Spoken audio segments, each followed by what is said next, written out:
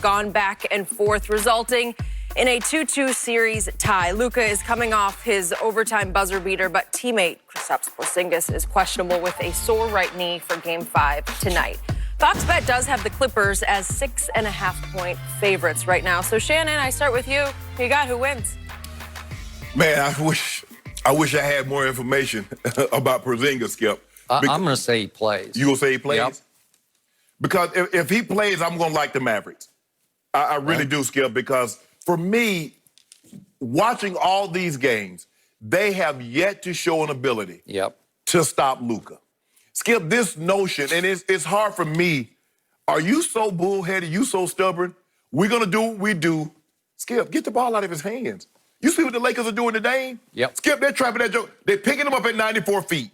If he goes to a corner, they come in the trap. Be it AD, be it JaVale, be it Dwight, they're coming to pin him into the corner. They're getting the ball out of his hands, says, you know what? We're going to live with anybody else other than you, Luka. But for whatever reason, the Clippers are saying, we're going to switch everything. Well, Skip, if you switch everything, well, let me see. Kawhi's guarding me. Paul and Landry Shamet or Reggie Jackson are guarding. Come here. The guy that's guarding Reggie Jackson, come here. Because I want Reggie Jackson here. I want Shamet here. I want JaMychal Green here. So, Skip, if you switching everything, you got to tell Paul George, you got to tell Kawhi, no, you got to fight over that. Yep. You got to fight over that. We don't want Shamet. We don't want Reggie Jackson trying to guard Luka. Because, first of all, Luka's just going to back him down. Luka's too big. They got to find a way to get the ball out of his hand. Luka's been special. He's on that cusp. You know, we're going to be starting to, he's the next guy, Skip, that's going to average a triple-double. It's inevitable. There's no way around, Skip. There's no way around it, Skip. He's going to be the next guy to average a triple-double. And moving forward, he's going to be in the MVP discussion for the next 5 to 10 years. That's how good he is. And I think they thought he was good, Skip, but you don't really know. Being good in the regular season and being good in the playoffs are two different things, Skip. And we've seen guys be great regular season, and then come playoff time, they can't bring that same intensity, that ferocity. Well, he might even be better in the playoffs than what he's been in the regular season. And consider he was 29-9-8, that was spectacular. He's 31-10-10. Yep. And he's missed what, 12, 14 minutes with that ankle injury. But, Skip, if they can't stop the conga line, because Luka, I thought it was a Saturday one time, Soul Train, they were coming down the line, just straight to the basket. I'm like, Doc, what you gonna do about that? But you can see Doc is getting frustrated. Guys are getting frustrated because they seem to not have an answer to stop Luka and to stop those guys from getting to the basket. By the way, I told you when the bubble first opened that Luka did great things to his upper body in the 5 months off because he beefed up in the upper body. He was a skinny kid a year ago.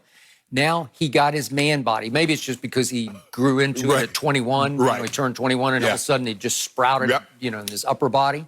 But he packs a wallop in the lane now. He's hard to deal with. He obviously is a very good, I might even go great below the rim rebounder. Oh, yeah. Because he'll get 15 like that. This is Rodman-esque. Yeah. Him, because he's got basketball genius, so he can anticipate the carom, the ricochet, obviously, and get it before you do. But he's not going to out-jump you for it.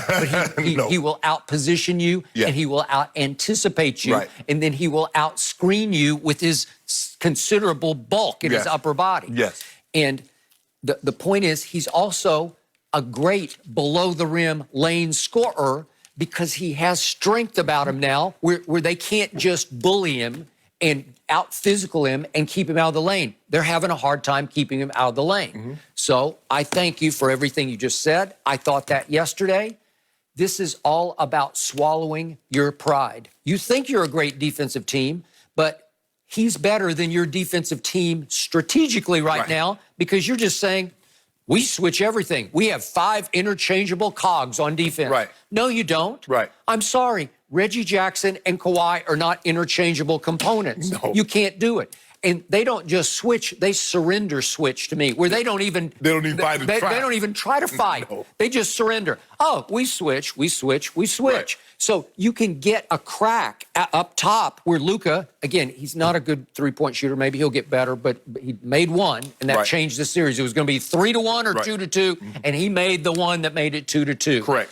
So the point is, when they surrender switch, it allows such space at the top that he can shoot a three or he can get up ahead of steam before the other defender gets in front of him. It's a bad idea. You have to fight over the pick.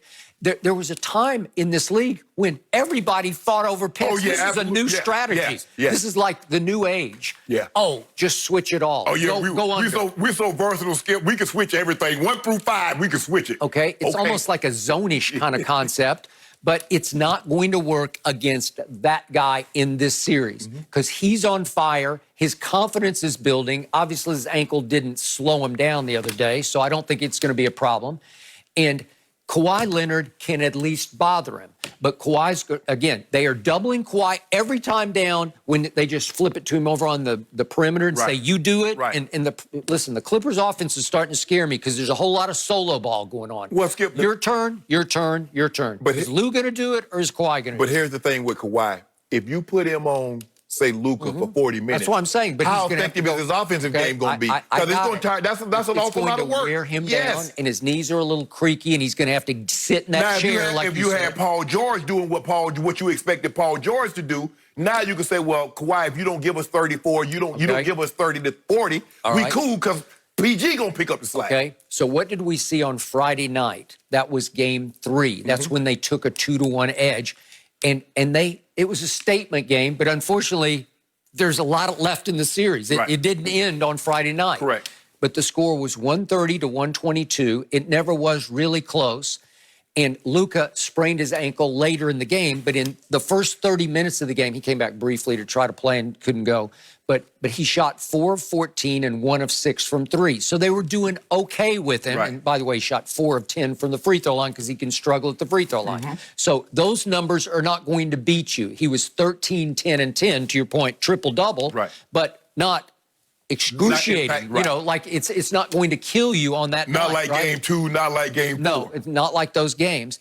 And Kawhi had 36, but they had 7 Clippers in double figures. Okay, that'll work because guess what our man George Paul was doing on that night? He shot 3 of 16 and 1 for 8 from 3, and it didn't matter. They could overcome it with strength in numbers, and they didn't let Luka go crazy on them, okay? So I'm going to see a game more like that tonight, a statement game. But again, what scares me about the Clippers, turn it on, turn it off. Are we there yet? All they seem to care about is matching up against the Lakers in the conference finals. Well, you got to get through these guys, and now it looks like you're going to have to get through Donovan Mitchell and the Utah Jazz. And because what you do, Skip, when you play like they're playing, you give other teams hope. They're like, man, hold on. We're high seeding Luka. We beat Luka and them. We can play with this team. Let's just keep the game close early. Let's not just let them blow. But for whatever reason, the Mavericks, like, the Clippers get out to these big leads, and they don't care. Skip, they just will it down. They just keep their offense, and the next thing you know, because I'm watching the game Sunday, I'm like, hold on, wait a minute. Did I go to sleep? Because I could have swore this game was just 21. How's it 8? How they tied? They gave up a 70 to 43 run. 70 to 43? Are you kidding me? And they went from up 21 to down 12 in the fourth quarter. Yes. But they didn't quit. They fought back. I thought they were going to win at the end of regulation. They quit when they got the big lead. No, they didn't quit once they got behind. They quit playing once they got the big lead. I'll buy that. At least you took your foot completely off the gas and you just went into nonchalant mode. Yes. And you just said, it won't matter. And they got too many snipers. Seth Curry is Steph Curry all of a sudden. And, you know, the rest of them, Hardaway. And he don't like one of the guys on the Clippers team.